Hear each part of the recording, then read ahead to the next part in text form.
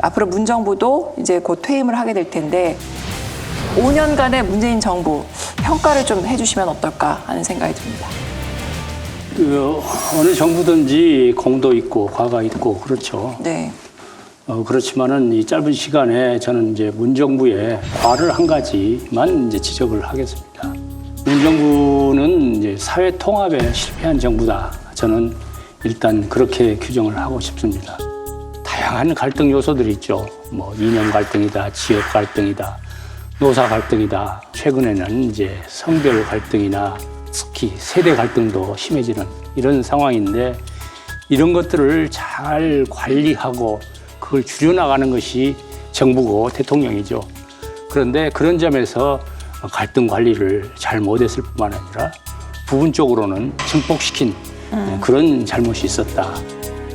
정치는 서로 화해하고 타협하는 과정에서 더 국가 발전을 기여할 수 있는 것이다. 뭐 이런 생각을 하는데요.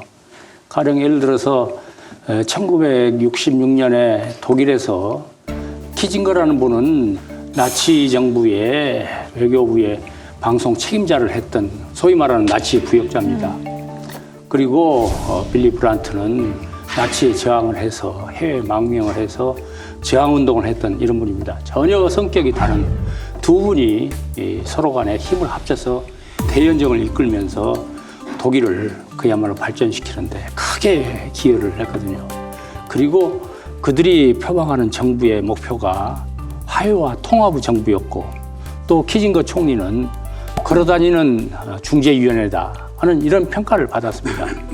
우리도 왜 그와 같은 정치를 할 수가 없는지 서로 편가르고 서로 배관시하고 적대시하는 이런 정치만 해야 되는 건지 뭐 이런 점이 굉장히 아쉬운 대목이고요. 아마 다음 대선 과정에서 누가 대통령이 되든 간에 우리 사회는 굉장히 혼란스러울 겁니다. 네. 지금과 같은 상태가 연장이 되거나 더 증폭될 가능성이 있는데 그 매듭을 풀어야 되는데 네. 그 매듭의 출발점은 거국내역이라도 좋고 또는 대연정이라고 됐고 하는 그런 쪽에 노력을 하지 않으면은 다음 정부도 그 누가 되든 간에 실패할 정부가 될 수밖에 없을 것이다. 네. 저는 그렇게 생각합니다. 네.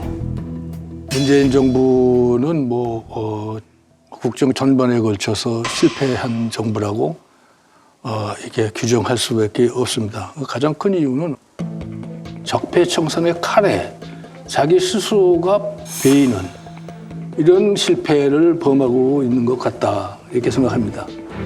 특히 하는 것마다 정책 실패를 했는데 그 가장 큰 이유가 검증 없이 공약이 있다고 그래가지고 진영 논리에 따라서 어떤 그 이념 정책들을 막 퍼부어댔는데 그것이 가다가 실패로 돌아가고 있다는 여론이 있고 분석이 나오면 다시 정책에 대해서 리뷰 세션을 해야 되는데 그거에 대해서 일체 없이 그냥 그 이념적 잣대에 맞는다고 해서 그냥 가는 거죠. 그 대표적인 것이 이 부동산 정책.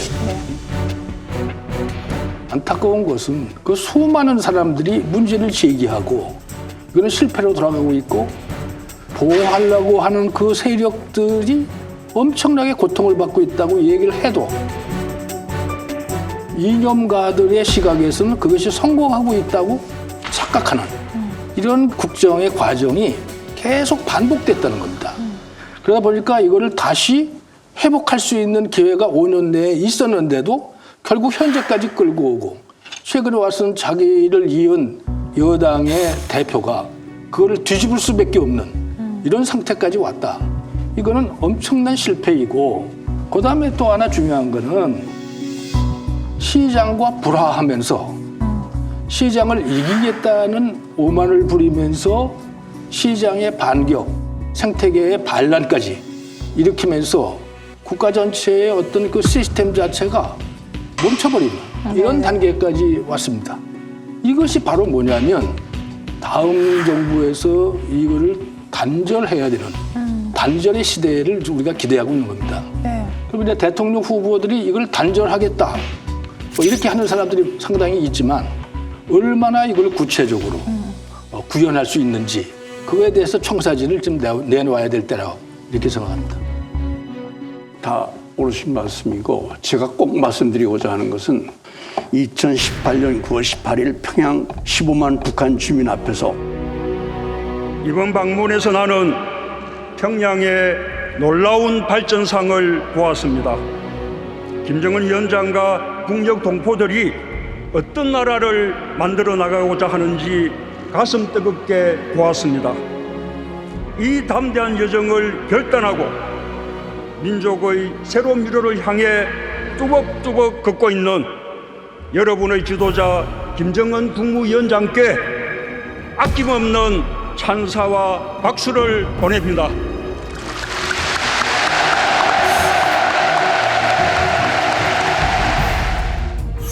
북한에 가서 남북 화해를 위해서 남북 간의 평화와 휴전을 위한 정전체제를 탈피하기 위한 외교적인 노력을 하는 것은 좋지만은 그 정권의 술계를 그렇게 칭찬하는 것은 대한민국의 정체성을 부정하는 겁니다. 또 심지어 2017년 12월 15일 중국 베이징 대학에서의 연설문, 한국도 작은 나라지만 책임 있는 중견 국가로서 그 꿈에 함께 할 것입니다.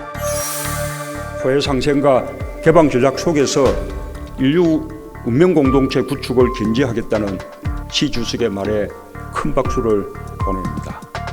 중국은 단지 중국이 아니라 주변국들과 어울려 있을 때 그 존재가 빛나는 국가입니다. 그런 면에서 중국몽이 중국만의 꿈이 아니라 아시아 모두 나아가서는 전 인류와 함께 꾸는 꿈이 되길 바랍니다. 한국도 작은 나라지만 책임 있는 중견 국가로서 그 꿈에 함께 할 것입니다. 이런 말은요, 민간의 한중문화협회, 신선협회 부회장이 만찬사에서도 써서는 안 되는 나라입니다. 이런 대통령이 나오게끔 된 그 정치판을 만든 보수도 큰 책임을 져야 됩니다. 예.